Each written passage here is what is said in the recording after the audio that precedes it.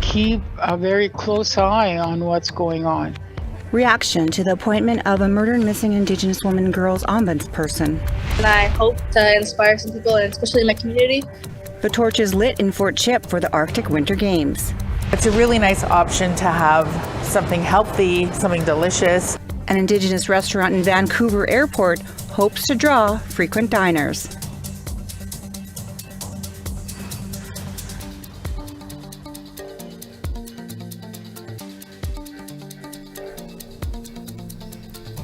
Good evening, I'm Priscilla Wolfe. The federal government is moving towards appointing an ombudsperson to oversee progress on the 231 calls for justice from the final report of the National Inquiry into missing and murdered Indigenous women and girls. This comes with the naming of former Inquiry Executive Director Jennifer Rattray as a special advisor. She is supposed to make sure that the ombudsperson's office is a reality. But as Fraser Needham reports, after 4 years of waiting, murdered and missing Indigenous women and girls advocates are cautiously optimistic. The MMIWG final report was released in 2019. At a press conference Tuesday, the Crown Indigenous Relations Minister said he understands people are impatient, but Mark Miller wants to make sure an ombudsperson is appointed the right way. I can't single-handedly and should not single-handedly in one sort of fell swoop appoint an ombudsperson without the proper consultation with survivors groups and families. I think regardless of who that person would be, they would be hamstrung from the get-go because the proper consultation had not been done. Former Inquiry Chief Commissioner Marion Buller has been highly critical of the Trudeau government for moving too slowly on the calls to justice. But Buller worked closely with Jennifer Rattray on the inquiry and says she is the right person for the job. Well, when I read the report about the new ministerial special representative, my first response was, well, it's, we're going to study in order to have a study, or we'll have a committee in order to have a committee. But when I saw it was Jennifer Rattray, I was very relieved because she's going to get the job done. She's a fabulous administrator, forward-looking. She'll get the work done. The Native Women's Association of Canada has been critical of the government too, but President Carol McBride views Rattray's appointment as a fresh start. We're hopefully be on track now. And I'm looking forward to this person being named. And yes, and I think things will progress a lot better. And we'll have someone to oversee the progress. So I'm really, really looking forward to this. Buller says aside from appointing an ombudsperson, it will be important this person has the necessary powers to hold the government to account. The ombudsperson and the tribunal both have to have very specific and independent powers. For example, the ombudsperson and the tribunal will have to have the ability to compel the production of documents and compel the production of witnesses. In other words, the ability to issue subpoenas, for example, and put people under oath. And McBride says her organization will be paying close attention to what happens next. We'll keep a very close eye on what's going on. And if I find that things are not progressing the way that they should, definitely they will hear from NWAC. Fraser Needham, APTN National News, Ottawa. New ground was broken on an affordable housing unit in downtown Winnipeg. The 7-story building will be owned and operated by Pascoat Cree Nation. 40% of the apartments will be discounted to around $700 a month. That's more than $400 below the Winnipeg average. Sydney Ballantyne says the location right next to the University of Winnipeg could help with post-secondary students coming to the city from reserve. The lower rent would ease the financial stress of Pascoat students along with their other Indigenous students. It will allow them to focus on their schoolwork and their career paths and reach their aspirations. This in turn will allow these same students to make successful contributions, not just to our First Nation communities, but to the entire country and all over Turtle Island. A new report indicates Canada needs a New Year's resolution for food insecurity. Food rescue charity Second Harvest says nonprofit food programs expect the number of people they serve to grow by 60% this year. That comes after a whooping 134% surge in demand last year. A survey of not-for-profit groups found that 70% say they need more food and funding to meet demand. We want to hear what you think. Here's how to continue the conversation. Send your emails to news@aptn.ca. Leave a comment on aptnnews.ca. You can also find us on Facebook, Twitter, Instagram, YouTube, and TikTok. Follow APTN News to join the conversation and see our latest stories. The Federation of Sovereign Indigenous Nations is requesting help to find a missing 32-year-old man. Dwight Whitehead has been missing since the early morning of New Year's Eve. Whitehead was last seen near the Comfort Inn Hotel on 2nd Avenue West in Prince Albert, Saskatchewan. Dwight was wearing a black sweater, blue jeans, and a hat. He did not have his cell phone with him or a winter coat. FSIN is helping his family with the search. Dwight is described as 5'8", 180 pounds, with short dark hair and brown eyes.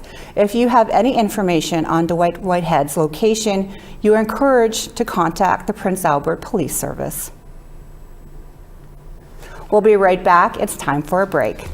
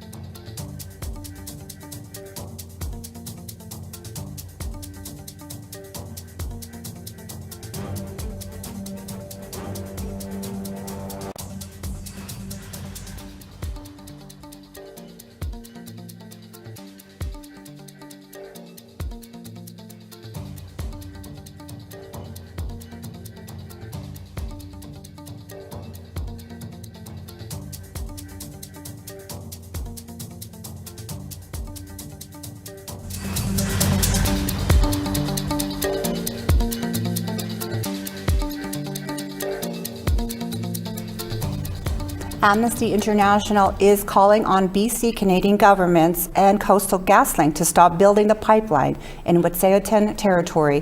They have human rights concerns with the construction of the natural gas pipeline. In a press release, Amnesty International raised concerns over the treatment of land defenders by the RCMP and Coastal GasLink's private security the last 4 years. They called for the removal of the RCMP and security from Wet'suwet'en territory due to their interference with the Wet'suwet'en people's rights over the lands. They also want an immediate stop to building the natural gas pipeline until all parties discuss it with the Wet'suwet'en hereditary chiefs. Amnesty International recently raised concerns over human rights over the construction of the Coastal GasLink pipeline. Mary Capron is a lawyer and a researcher, and she is familiar with the human rights implications that are occurring. Mary, thank you so much for joining us. Can you give us an update on what has been happening in Wet'suwet'en territory and the human rights concerns? Yeah, thank you, Priscilla. So on January 7th, 2023, that marked the 4th anniversary since the first large-scale police raid on Wet'suwet'en territory. And as you know, Wet'suwet'en land defenders are frequently surveilled, they're harassed by the RCMP on their territory while they defend their land against the pipeline that's being built by Coastal GasLink, and it's a pipeline that the hereditary chiefs have never consented to. And most recently, 19 land defenders were charged with criminal contempt for violating an injunction order that was issued against them with regards to the pipeline. And in December, 5 land defenders pled guilty, not because they believe what they did was wrong, but because of the conditions that were placed on them, meaning that they're not able to go to their territory they wanted to end the criminal process against them. And the other land defenders will be facing trial later this fall. Okay, so Amnesty International is calling for the federal and BC government and pipeline builders to stop the pipeline and speak with hereditary chiefs like yourself. Can you tell us why? Yes, and so the Wet'suwet'en hereditary chiefs have never consented to the pipeline, and this is something that they've been fighting for over 10 years. And so Amnesty International, we're working together with them to amplify their voices, because it's really the chiefs and the Wet'suwet'en Nation who are the ones who are calling for the stop the construction of the pipeline. And Amnesty is working together with them because it's a violation of their free, prior and informed consent to decide what happens on their territories.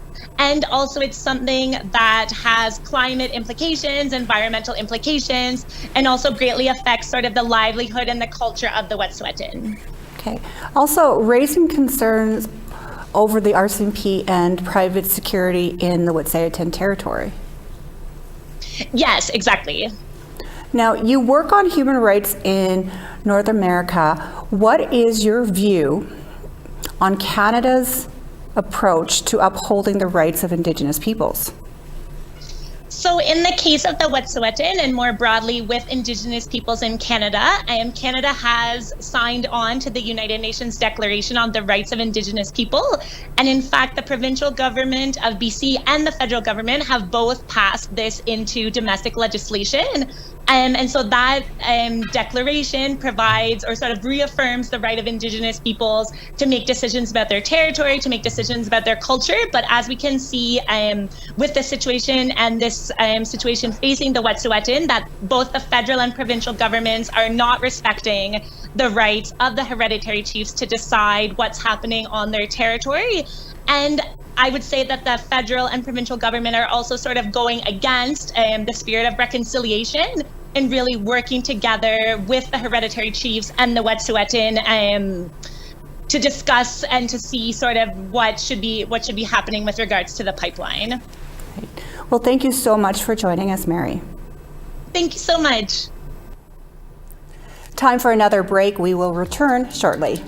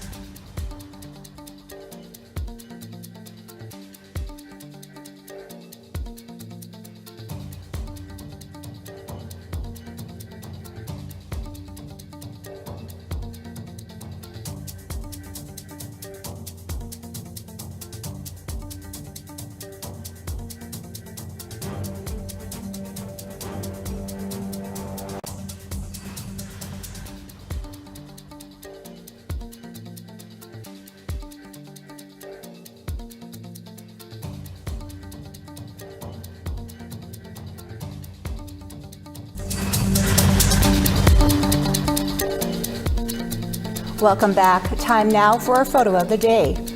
Here's a look, or a cool shot, shared by our regular contributor, Greg Scriver. The golden orange sunset over the Ottawa River shining through a piece of ice. Thank you for sharing. Now, if you want to be featured as our photo of the day, email your photos to share@aptn.ca. Now let's take a look at tomorrow's weather forecast. Time for the weather. We'll start on the east, where it is -4 in Charlottetown and -3 in Halifax. It is -7 in Happy Valley Goose Bay, -5 in Cartwright. -6 in Quebec City and 0 in Montreal. -1 in North Bay and -1 in Ottawa. It is -9 in Big Trout Lake and -2 in Thunder Bay. -11 in Thompson and -7 in Norway House. In Winnipeg, it is -7 and -6 in Brandon. In Saskatchewan, it's -5 in Saskatoon and -5 in Regina as well. It's -7 in Buffalo Narrows and -8 in Meadow Lake. -8 in High Level and -7 in Fort McMurray. +4 in Calgary and -1 in Red Deer. +4 in Kamloops and 9 in Victoria. It is 6 in Prince Rupert and -1 in Prince George. -23 in Rock River and -19 in Old Crow. It's -12 in Yellowknife and -14 in Trout Lake. It is -20 in Colville Lake. It is -32 in Baker Lake, and it is -31 in Chesterfield. -28 in Caliwheat, and -26 in Clyde River.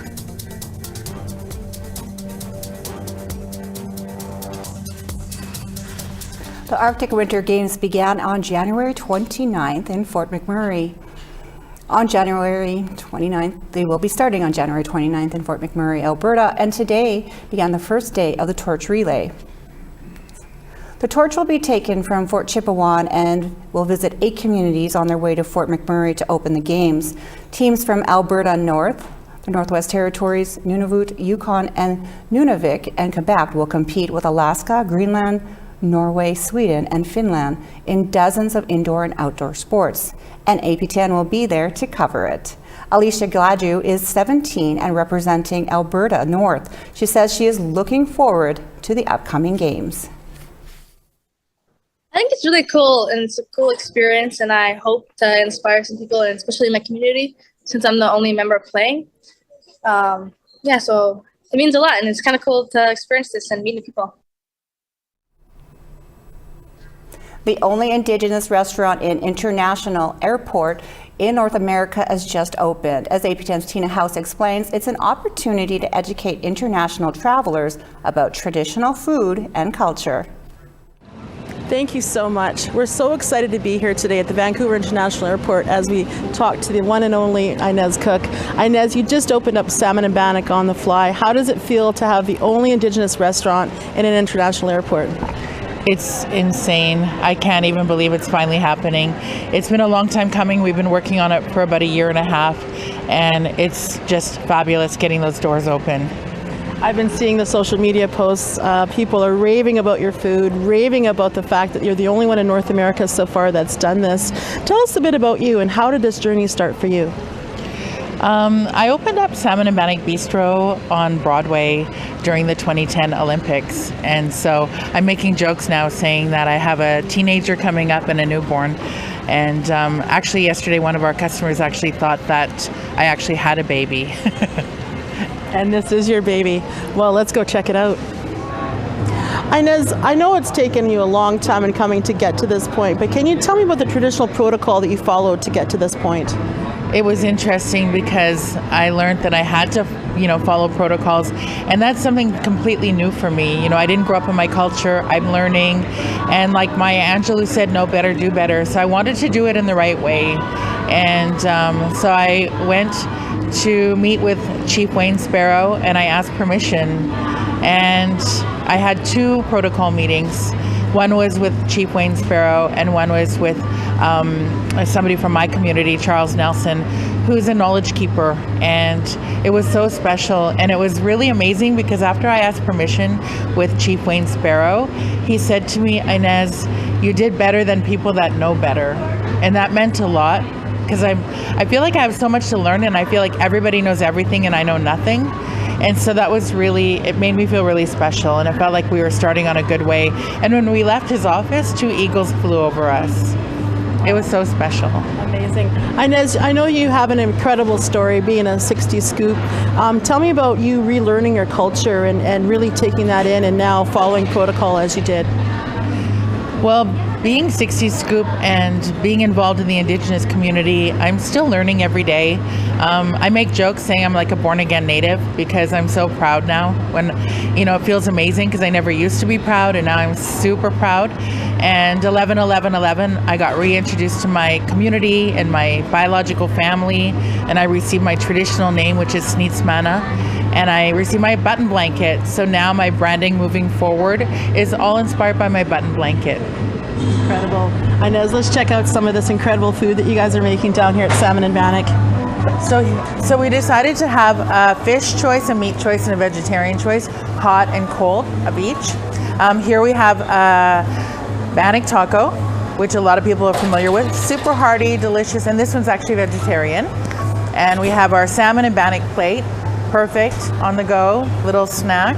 And that's a hot open-faced bison sandwich on Bannock with some horseradish aioli. So at our Broadway location, we do a bison pot roast. Here we did the open-faced bison.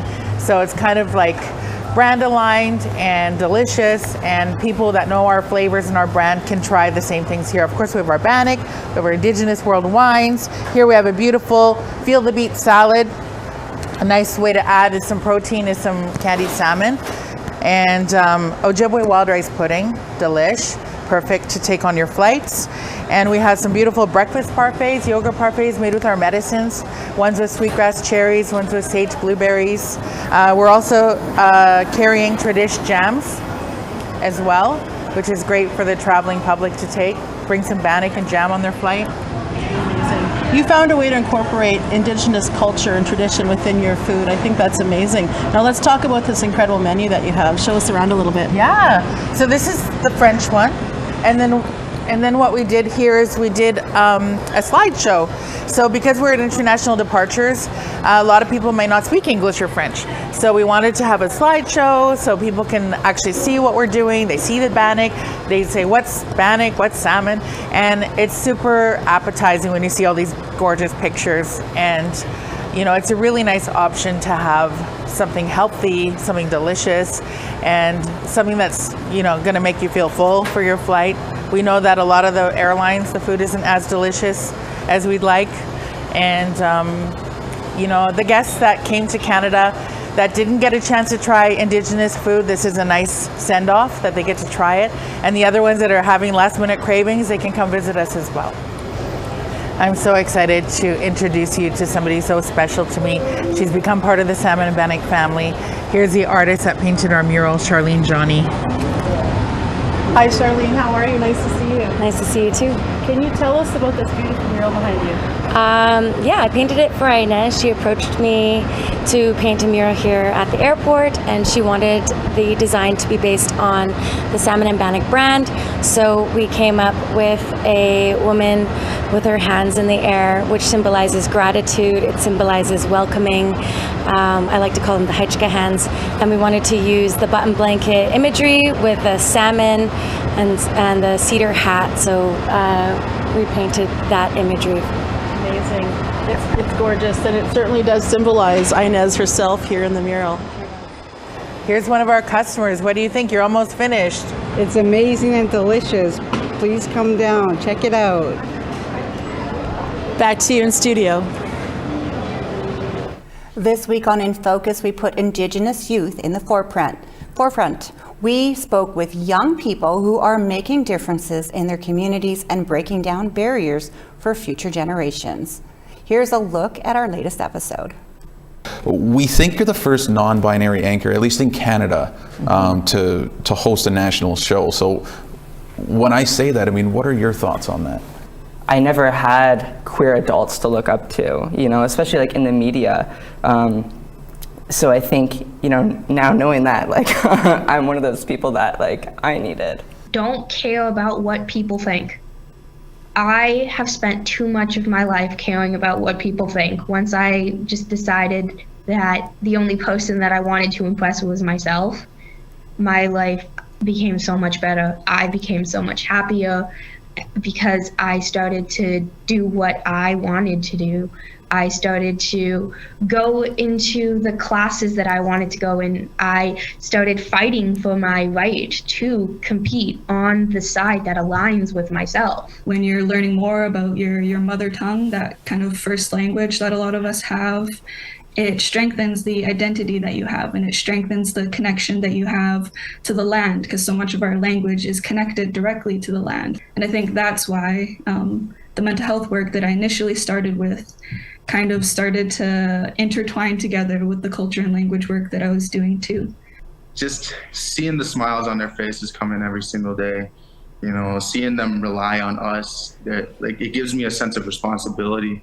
And, you know, that's why I'm so committed to these kids, is because when I was at their age, I wish there was someone there for me outside of my family. I wish I had a program. That's the show for tonight. Thank you for joining us. We will see you here tomorrow.